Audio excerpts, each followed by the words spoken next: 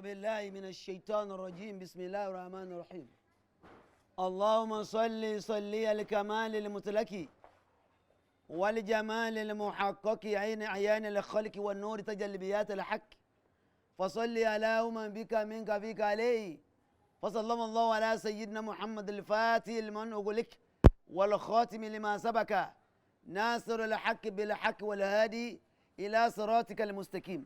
وعلى آله حق قدر ومقدار العظيم أقول قائلا السلام عليكم ورحمة الله وبركاته.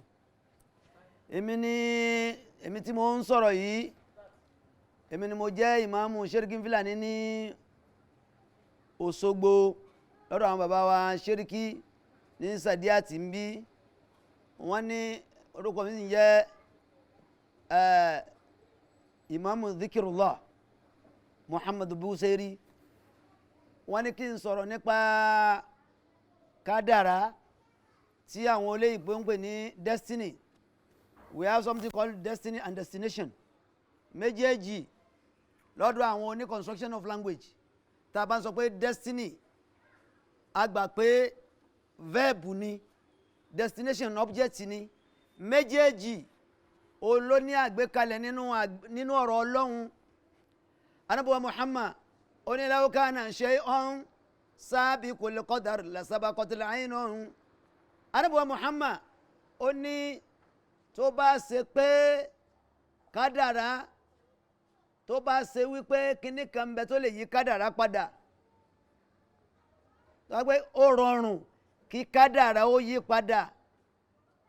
a lè sọ wípé àjẹ́ ológun wọ́n lè yí kádàrá padà a lè sọ bẹ́ẹ̀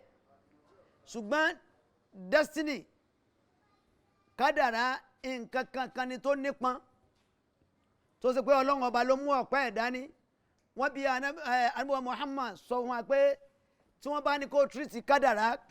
ọ̀pọ̀lọpọ̀ àfáà ni wọ́n gbé kádàrá fún tí wọ́n bá ní kó tírìtì ẹ̀ tí ó wọgbó nítorí pé kádàrá ó pín sọ́nà méjì. Kádàrá a ní kádàrá tó ṣe pé ó lè yí padà a ní kádàrá tí ò lè yí padà. Tí wọ́n bá bi ọ́ léèrè pé sádùá lè yí kádàrá padà sóògùn lè yí kádàrá padà a sọ pé yes no. Tí wọ́n bá sọ pé àdúrà lè yí kádàrá padà sóògùn lè yí kádàrá padà a ní yes a ní no. Kí ló jí ó rí bẹ́ẹ̀? Àwọn nǹkan wọ́n bi Ànábì wa Muhammad léèrè wọ́n ní wa Muhammad ṣé àdúrà lè yí kádàrá padà ṣé oògùn lè yí kádàrá padà? Ànábì ní oògùn náà kádàrá ni oògùn kádàrá ni. Àpèjúwe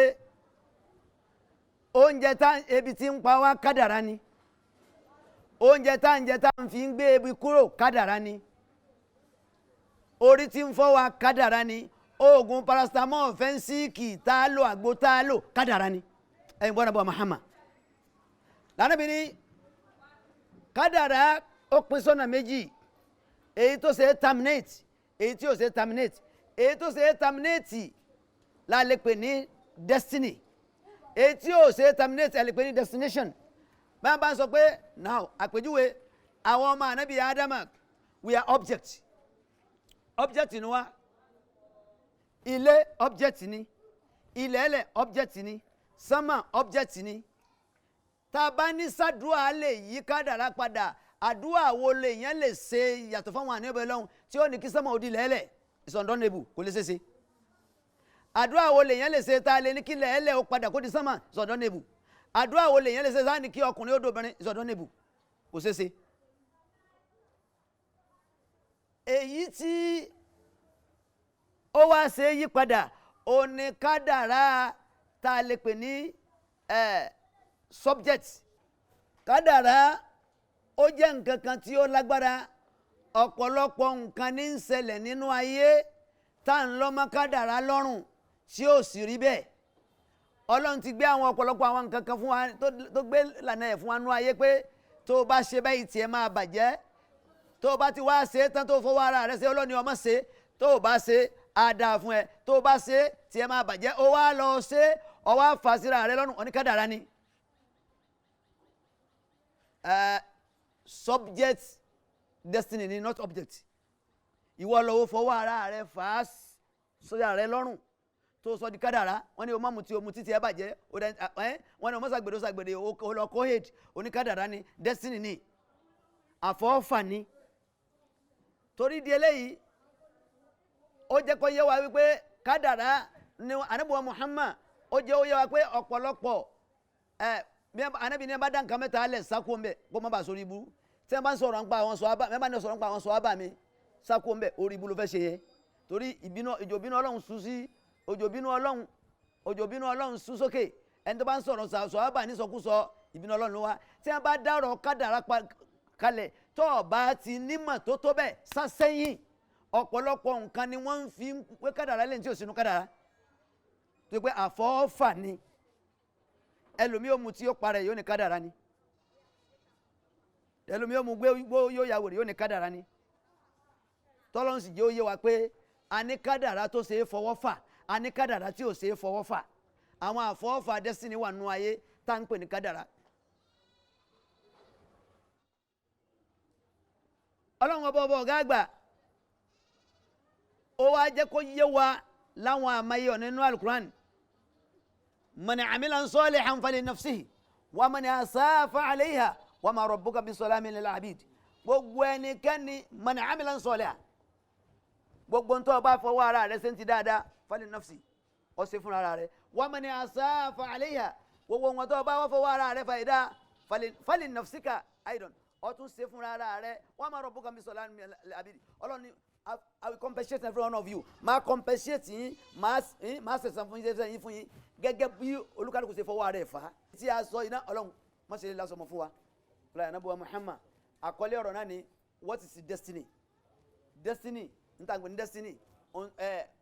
ń bẹ nú ẹ̀ wọ́n bí Ànábì ó fún wa láwọn ìdáhùn kanjọ́ kan. Ànábì ó wà ní Jibril wá bá ó wà ní Ànábì wa bẹ̀ lọ Jibril pé ìwọ Jibril alhana waqti